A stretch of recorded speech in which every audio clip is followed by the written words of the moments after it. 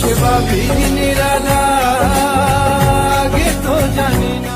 এই সুন্দর গোলাপের মতো মোমো দেখেই হয়তো ভাবছেন বানানোটা অনেক কঠিন, তাই না? বাট ট্রাস্ট মি, এই মোমো দেখতে যতটা সুন্দর বানানোটা আরো বেশি ইজি। চলুন দেখি কিভাবে আমি বানালাম এই চিকেন রোজ মোমো। সবার প্রথমে আমি আটার রুটি বেলে ছোট ছোট রাউন্ড শেপে কেটে নিয়েছি। মোমো শীট গুলো কতটুকু পাতলা রেখেছি ভিডিওতে হয়তো বুঝতে পেরেছেন। চিকেন মোমোর পুর আমরা কম বেশি সবাই বানাতে জানি, তাই এর প্রসেস দেখিয়ে ভিডিওটা লম্বা করলাম না। একটা রোজ মোমো বানাতে 3টা মোমো শীটের প্রয়োজন হয়। একটা লাইনে একটার পর একটা মোমো শীট রেখে মাঝখানে সামান্য পানি লাগিয়ে দিচ্ছি যেন জোড়া লেগে যায়। এরপর লম্বা করে চিকেন পুরগুলো ঢেলে দিচ্ছি। তারপর এটাকে ফোল্ড করছি এবং এক পাশ থেকে আস্তে আস্তে রোল করছি। শেষের অংশটা লাগিয়ে নিলাম এবং সবার শেষে উপরের পেটালগুলো হালকা চেপে দিচ্ছি যেন ফুলটা সুন্দরভাবে ফুটে ওঠে। ব্যাস, এখন এগুলো স্টিম করলেই